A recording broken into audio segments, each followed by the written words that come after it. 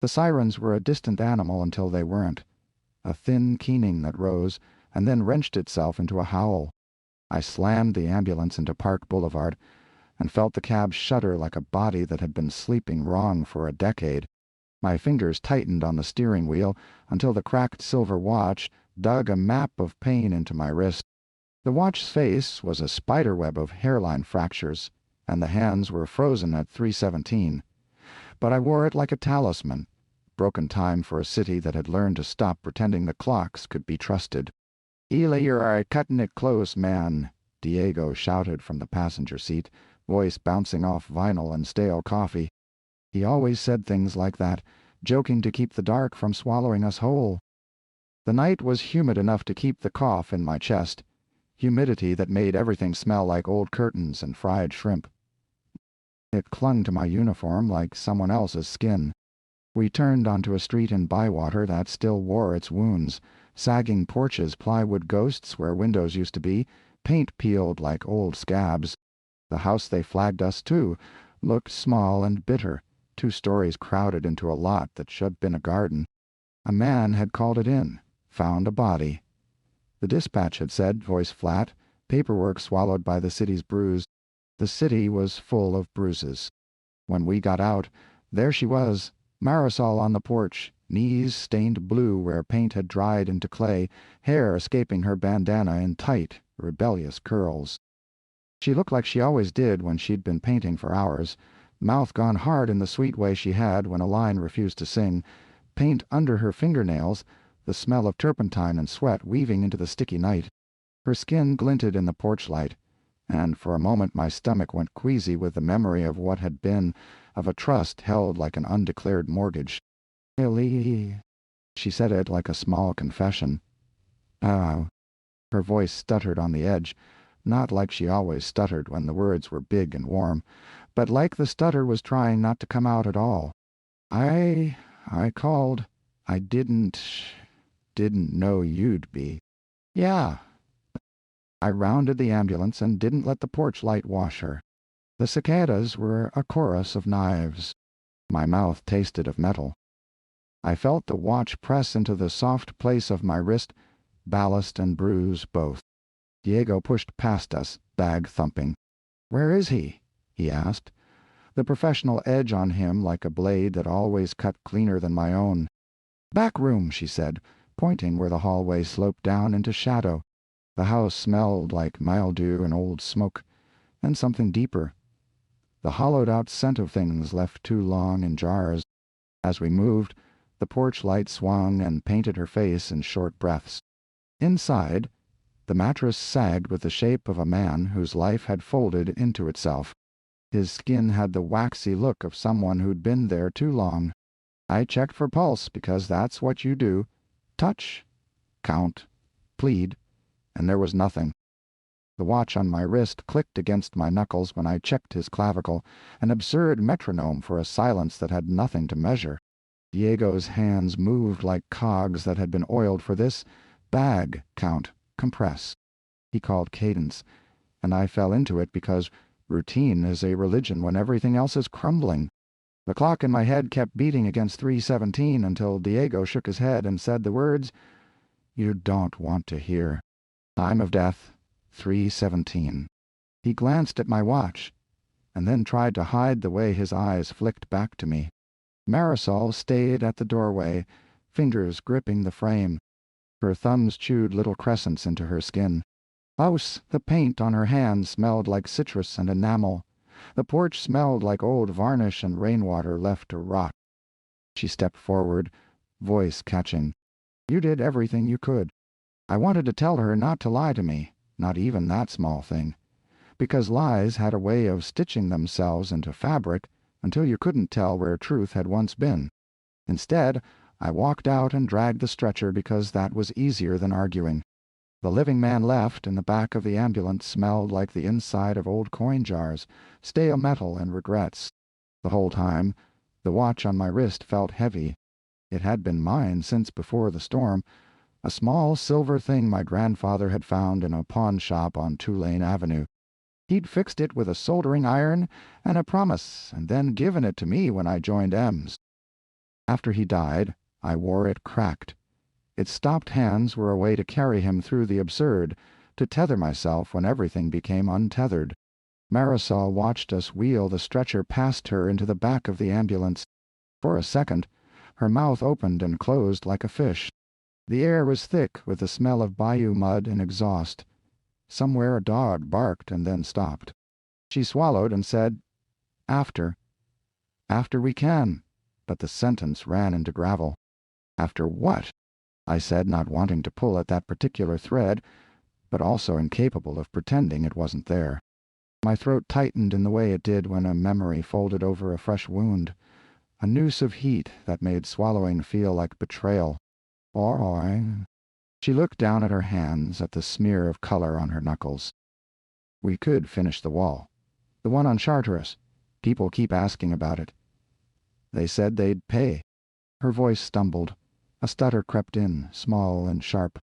Diego closed the ambulance doors with a metallic sigh, and shot me a look that said we were about to drive away, and the street would look the same whether we left or not. The truth is, for all the city had eaten since the storm, and for all the things that changed every day, some things held their shape too long. Trust, for one. It doesn't just go away, it gets repurposed or it rusts. As we pulled away, the fractured face of that watch kept catching the ambulance's light. Without meaning to, I remembered another night. A message on a cracked flip phone, the voice of someone I trusted saying something I couldn't blink away. The memory pried the skin at my wrists. I told myself it was nothing. I told myself I could drive, could do the job, could leave the past in the dust of the city.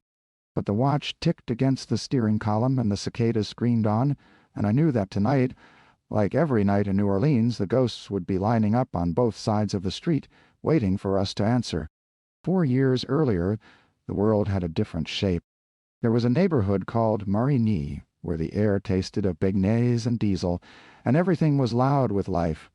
I remember the exact sound of a saxophone someone was practicing under their breath 3 blocks away.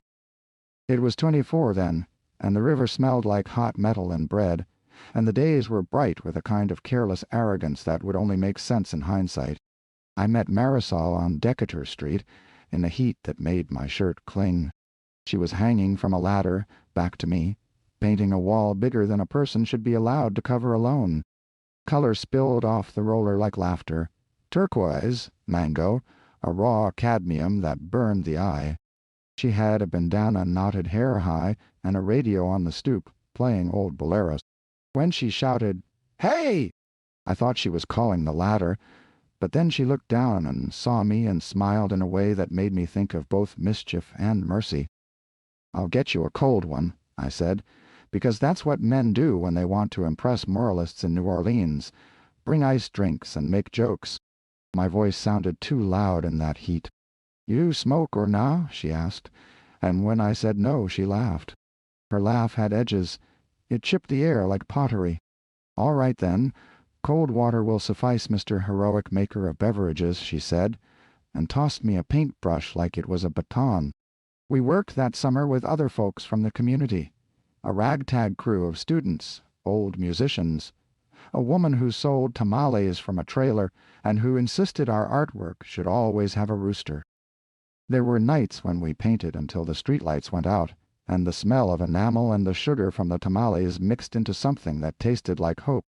On breaks we'd stand on the curb and eat po' boys with grease and pickles, while the sound of the river threaded the background like a low drum.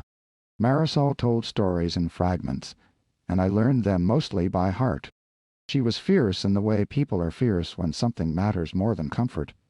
Nails bitten down to quick, hands stained with colors like secrets. Aversive, too. Aside from being a muralist, she kept a small side project, painting signs for the old trucks that rolled through town, the kind of hand-lettered script that made a grocery stall look like a cathedral. Drivers would hand her spare cash and call her angel names, and she'd laugh and accept it like a small righteous theft. I told her about my grandfather and the broken watch, how he'd fixed things until hands were smooth and life was lined up again. He'd been a mechanic and a teller of small truths, the kind of man who'd taught me to measure time not by clocks, but by how the light hits your hands in the morning.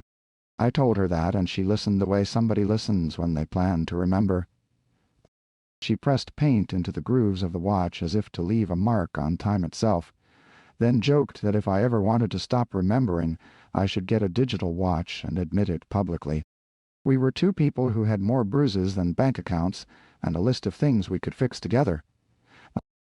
The collective we were part of, New Orleans Street Renewal Project, a name that sounded like government and like hope, had a plan. We would decorate, and then the neighborhood would organize. We painted a mural on Chartres Street that depicted three women carrying jugs of river water, the water colored with the same silver as my watch. We painted at night sometimes, under the glow of string lights, the air thick with the smell of cigarette smoke and sawdust, and the city felt like it might respond to tenderness.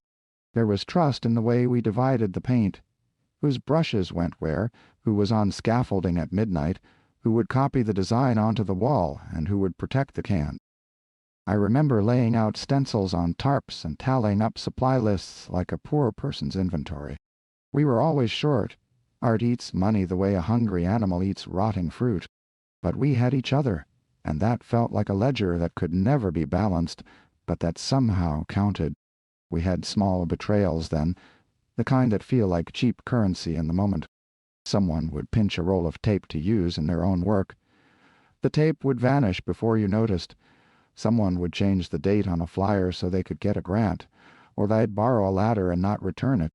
These were petty things compared to what would come, but they were the first fissures, hairline cracks you would not notice if you were walking fast. You learn to forgive a lot when living is more immediate than ideology. Marisol had ideas about how murals could turn into livelihoods. She dreamed aloud about a cooperative that would take commissions from festivals, private events, restaurants that wanted the authentic New Orleans look without paying the community for it. She admitted one humid night after we had been painting until dawn that she'd been approached by a man in a suit who wanted a mural for a new bistro, and who'd offered cash up front. She told me she turned him down.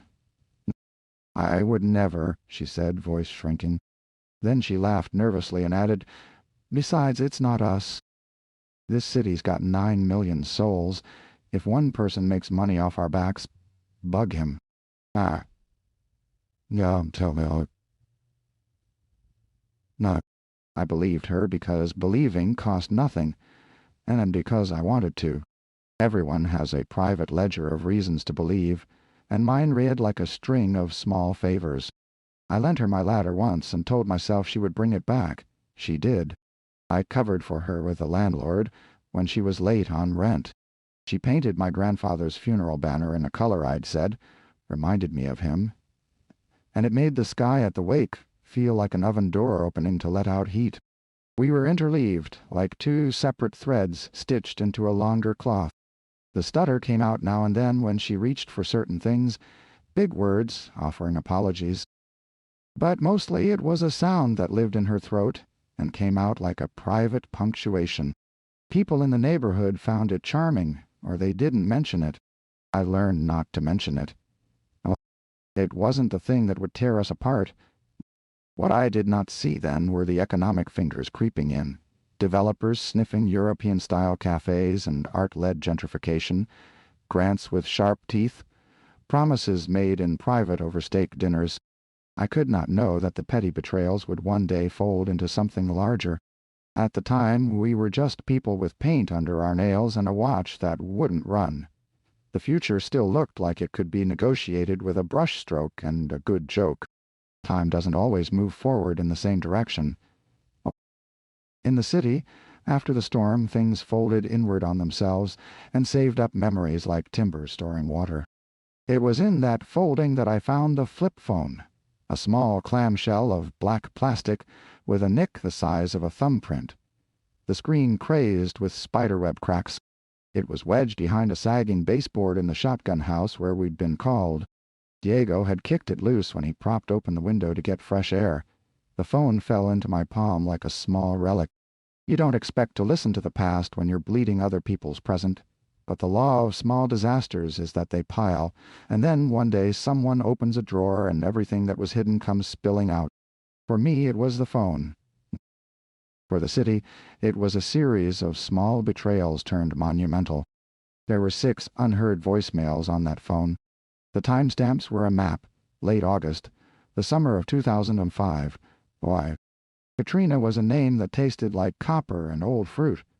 On the radio they said we were fixin' to be evacuated, and then they said we were on our own, and then the sky broke. I'd been working nights then, long enough that my nights had straightened into a permanent kind of hunger. The phone had belonged to someone who hadn't been able to save their things. It had belonged to a past. I shouldn't have pressed play. That's the thing about curiosity. It is a slow theft. But the voice that came through, a voice I had carved maps of into my heart, made me drop the stretcher's strap and stand in the hallway while Diego stabilized the body. Marisol's voice, thin with something she was trying to keep from collapsing, said, "If I'm being honest, I sold the designs. I told him it was for supplies, but it was money. We needed money. I didn't tell Eli. I didn't think he'd understand." The phone clicked with the hiss of a cassette. There was background noise. The sound of water, maybe. The radio of a man outside. The clink of a glass. Her words rushed, and then choked. They said they'd keep the work up, keep the women in the picture. They promised us a cut. Though I should have said something. I thought I could fix it after. I thought. Then a silence, like she was dialing down a living thing. I felt the floor drop under me as if the house had become a ship and was turning. For a moment I couldn't breathe. The watch at my wrist scraped against the drywall, a cold, small pinprick of reality. Memory is a peculiar weapon. The thing you used to build someone up can be the very thing that demolishes them. I had always thought of Marisol as honest in ways that mattered. She showed her hands she painted every night. She bled color into the city. A confession like that was a dissonant chord in a song I had loved. The voicemail explained less than the confession implied. Who had she sold to? Why didn't she tell me? The pages of the story flapped invisible in the hallway's stale air. I played the message twice because sound is the only thing that sometimes proves something actually happened. I let it record itself into the marrow of my ears. After the call, everything felt thinner. The ambulance light's pulse was a slow metronome. Diego reached for me, hand on my shoulder, smelling of sweat and disinfectant. "You okay, man?" His voice was careful, the professional softening around the edges. I didn't answer because the truth was that I was getting the feeling you get when you find out the thing you believed in was a lie, and you can't decide if your heart has been robbed or if you've finally been released. I asked Marisol about it later that night after the paperwork, and after we had left the stretcher at the coroner, and after the city seemed too big for the two of us. She stood under a bare bulb on Magazine Street, paint smudged like a war map across her forearms. The smell of frying oil and the distant rattle of a passing tram carved the space into pieces. "You left it?" I said. "I?" My voice was a blade. The watch on my wrist seemed to have gained mass. She flinched like I'd struck her. "Eli, She licked her lips. The stutter made the apology stumble. "I thought I told you. I didn't want you to. It would have made it worse." "Worse how?" I asked. My mouth tasted of pennies and patience. "Worse how, Marisol?" She looked at the ground, and through the lamplight I could see the way her hands shook. The developers, they were pushy. They said if we didn't, if someone didn't, they'd take it all and we'd be nothing. She paused, then pushed out the rest like a confession after an altar. They promised money for the community center. I thought I could steer it. I thought we could split it back. But they wanted the designs, Eli. They wanted the mural for the restaurant's private patio. I thought I could. I thought I could. I thought I didn't tell you because I thought you'd say no. I thought you'd try to stop me, and I couldn't." Her stutter broke in a jagged way. "I didn't tell you because I thought you'd hate me." Her voice clipped, the stutter breaking like wind through a gutter. I felt something cold and patient slide under my ribs.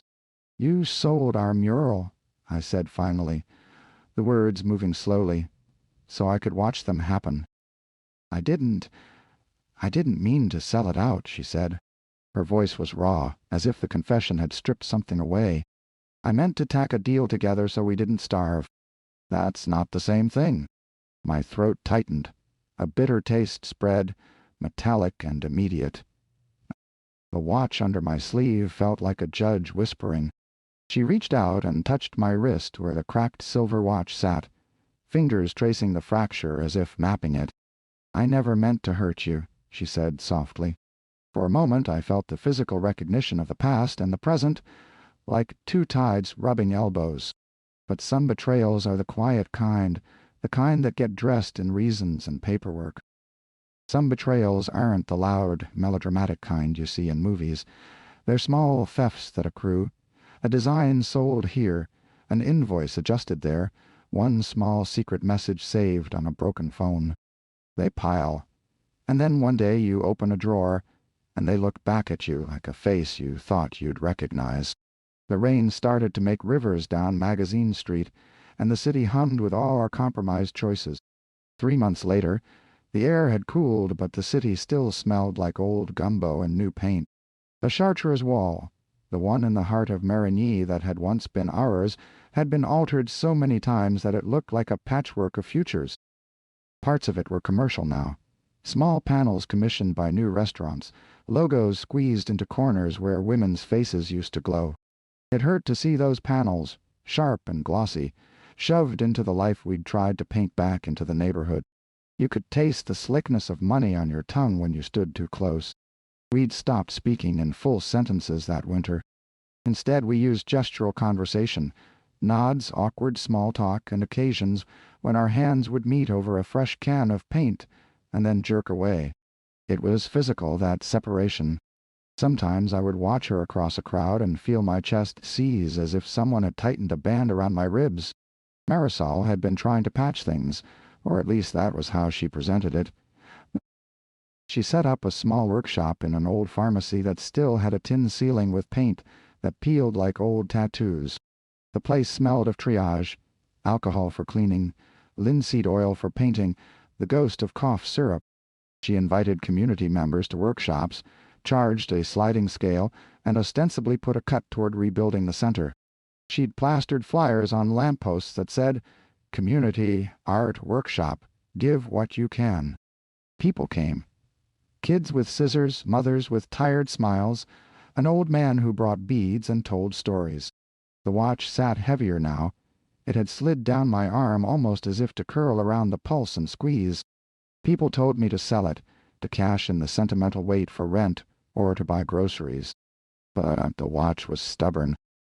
It had been through my grandfather's pockets and my nights in the hollow of the storm. It had a history, and, maybe more importantly, I had not yet decided what to do with that history. We had a conversation that lasted all afternoon in her workshop, one of those slow, layered conversations where you don't say the main thing for hours because you wait to see if the other person will bridge the chasm. We painted a small panel together, two hands working around each other, letting bristles cross and then separate. The balsa wood smelled like sawdust and old promises. "Why didn't you say something when you took the money?" I asked finally, not because I needed the answer, but because I needed the ritual of asking. She was quiet, and when she spoke her voice was thin and cut. "I thought we could keep the heart," she said. "I thought if I held the money, if I could manage it, the community would still be ours. I thought the grant process it would slow them down. I was afraid they'd take everything and then blame us for being sentimental." Her stutter made the edges of the sentence fracture into smaller human pieces. "You thought you could steer them," I said. There were no microphones. The paint on our hands gleamed like small moons. Outside, someone honked in a way that sounded impatient enough to be a prayer. She nodded. Her fingers were still stained, and she licked her thumb to wipe away a line of ultramarine that had escaped onto her palm. The action was private, domestic, a way of tidying. "But you hid it," I said. "You hid it from me." I did. And "I'm sorry." She said the words with the kind of slow honesty. "You only manage if you are willing to be tenderized by what you've done. I'm sorry I made choices without you. I thought I was protecting us." "Protecting what? Your own fear?" I asked, not because I wanted to wound, but because I wanted to name the thing that throbbed in me. My chest felt like a drum someone had forgotten to tune. The watch on my wrist caught a stripe of sunlight and flashed a thin, accusing light. Her hand reached for mine, fingers brushing against the cracked glass. "I'm tryin'," she said. The stutter seemed to sit like a small animal in her throat, vulnerable and real. "I'm trying to give it back. Not the money, maybe, not the same way, but the heart. I'm buildin' the workshop. I'm tellin' people what happened. I'm payin' some of it toward the center." "You told the wrong people," I said. It was simpler to count failures than to examine the grayness between them. "You told the guys that wanted the mural for their patio. You didn't tell the community. You didn't tell me." "I know." She looked older in that moment. The way undoing something makes you age faster than any winter. "I thought I could fix the ledger." "Ledgers are funny things. Sometimes you can fix them with numbers. Sometimes you try to stitch them with candidness and community work, and sometimes you find the stitches don't hold." We painted in silence for a while, each stroke a little penitent. Then she did something I didn't expect. She took off the bandana from her head and placed it gently on top of the cracked watch. It was a small ceremonial act, but to me it was huge. The bandana smelled like turpentine and violets. She didn't say anything at first. She simply looked at me, paint-stained fingers curled toward the metal, and said, softly, "I can't change what I did, but I can show up." Showing up means different things to different people. For her, it meant opening the workshop, telling stories in the corners of rooms where people gathered, and making sure the murals featured local names. For me, showing up meant turning up at the workshops and volunteering time that bled into something like reconciliation. We tried to redraw the ledger of what she'd taken, a community panel for every private commission, a list of names painted on the interior of the center's wall, a promise to host apprentices from the neighborhood. There were days when it felt like salvage, when the neighborhood would come and bring tamales and chairs and their own hands. We would paint together, and the city would smell of frying corn and the faint trace of jasmine from someone's window. Other days it felt like a punishment. People would whisper about the compromise and the new signs of development, and we'd get dirty looks that had nothing to do with our hands. The cracked silver watch spent these months on the table between us sometimes, appearing like an accusation, sometimes like a relic. It kept time only in memory and metaphor. To others it was junk, but to me it was a ledger of lineage. Perhaps that was fair. By the time spring thinned into heavier heat, we had done some of the work to reclaim pieces of what had been lost. We had a calendar filled with community paint days. We had the tamale lady vouching for apprentices. We had, in slow increments, some restitution. But the fracture remained. It wasn't something that could be sanded away with a single sanding block. Betrayal, like water, finds its way into fissures and widens them over time. We had, at best, learned to live with the leak. A year later the city looked different, and not only in the slickness of reopened bars or the stringing of new lights. People moved with the kind of habit that comes from learning a new rhythm. The tourists had come back in numbers that made the sidewalks feel like a river. The mural on Chartres was a collage now. Community faces stretched across panels, a brass plaque tucked into a corner with names, and a small plate that said, "In conversation, Marisol and Eli 2004, 2009. Someone had turned our history into a caption, and the caption had an edge to it. We had not become friends in the way we'd once been. We had, instead, a negotiation, a daily commerce made of apologies, shared paint runs, and work crews who only half remembered the story. The watch had a new place. Marisol had returned it to me. It had been polished a little, the hairline fractures evening into dull, deliberate lines. She brought it to the workshop on a morning that smelled of coffee and damp newspaper, placed it on the table beside the sugar bowl. And when I picked it up, she watched my fingers like someone watching an old ritual. "You could have thrown it away," she said, and there was a smoke of regret in her tone. "I thought about it, but it seemed wrong. You deserved to choose." I had to swallow then, because it would be simple to say that returning a watch settled debts. But things don't cancel like math. You can bring back an object, but you can't hand over the days it changed without friction. Still, the watch was ours in a different accounting. A witness, yes, and also an object that had lived through our small wars. I put it on, and the band fit the way a familiar chair fits. It was a little tight, but not painful. We built parts of the community center together sometimes with a rhythm, and sometimes like two people trying to carry a table through a narrow door. There were moments of grace. A child tracing the outline of her grandmother's face on the wall. The Tamil woman standing on a ladder, laughing as paint splattered her apron. A small donor from out of town who insisted on funding scholarships for apprentices. Those days made a cobbled sort of meaning that wasn't perfect, but was warm. The watch would frequently catch the light and throw a scatter of small accidental stars across our work. There were also days when the old ledger showed its teeth. Someone would accuse us in public meetings of organizing with ulterior motives. Someone would sniff and say Marisol had been a sellout and that she'd painted a menu for the developer's patio to afford her family's flight back to Cuba. Those words cut. Well, yeah, I'm doing more. She reacted the way she always did when shame became a live thing. The stutter came like a burr, and she looked down at her hands. At times I thought I hated the way she handled guilt. At times I hated my own capacity to forgive. Forgiveness is not a gift that magically alters the other person. It's a choice you make that permits yourself to move forward without nagging, corrosive output.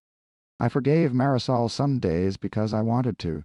Some days because it was the kind of mercy I believed in.